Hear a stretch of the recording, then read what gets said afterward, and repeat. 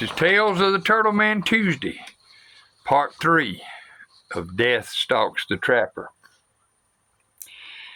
Major hears my screams of pain from the dog on my wounded leg and comes to my rescue. I manage to reach the gun and shoot the dog that's on my leg, and the second dog shot, the others disappear into the night.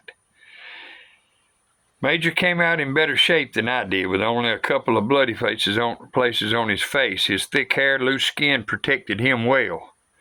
Me, on the other hand, I didn't fare so well. My arm and back are okay, only bruised, but my leg has been torn open and took several puncture wounds from the big dog's teeth. The pain's horrific, but I heat water, this time only enough warm water to clean it and sterilize it with the peroxide. I keep the fire burning as I treat Major's bites. Throughout the night, we keep watching, sitting against the truck so we can feel the warmth of the fire. Morning comes and we find the dogs have stolen our beaver. So breakfast is nothing but fried biscuits and a little black coffee. Midday, I load everything into the truck, and Major and I drive to the downed tree. Driving a stick shift one-legged is not easy, but we get to the tree and build a fire. This may take some time. I'm laying on the ground, chopping at the tree in my weakened state, and it takes more than 3 hours to finish the first cut. As I make the last swing, the tree falls down. Finally, it's cut in two.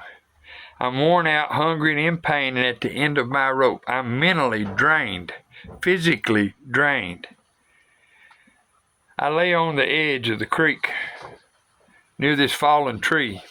I put a few cattail roots to eat. I pull a few cattail roots to eat so that I can have a little energy.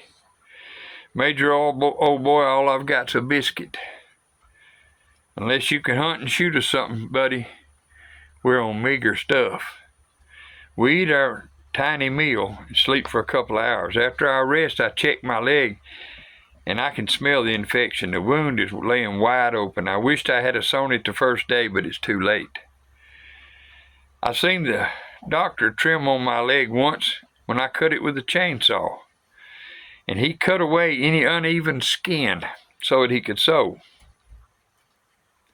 Well, if I could get the dead part off and sew the fresh skin together, maybe, just maybe, I'd have a better chance of keeping my leg. I heat the water to clean it out and sharpen my belt knife and sterilize it in the fire. Okay, buddy, Mr. Major, let's try it. I wash out the wound with hot water and peroxide and scream in the pain. As I cut the dead skin away, there's very little pain there. But as I get the good skin that bleeds, the pain is unbearable. I cut a little, stop, not sure if it's the pain or not enough to eat or the infection, but I'm disoriented, not sure if what I'm seeing is real or not. I think the dogs are circling the truck, but Major doesn't seem to react to it. I scream out in pain as I cut the remaining dead flesh away. I got a needle and a suture in my med pack. Before I sew, there's a raised piece of bone on my knee that has got to be trimmed off. I managed to trim it flat, and now I can sew it up. I never knew how tough skin was on a human until now. I finally get my wound closed up as best that I can, and I put a short piece of rubber tubing that I use on snares as a drain tube in my leg to let the infection and other fluids drain out. And suddenly, I awake to growls again from Major. The dogs are back, and I know if I passed out, I'm in trouble. But then it happened.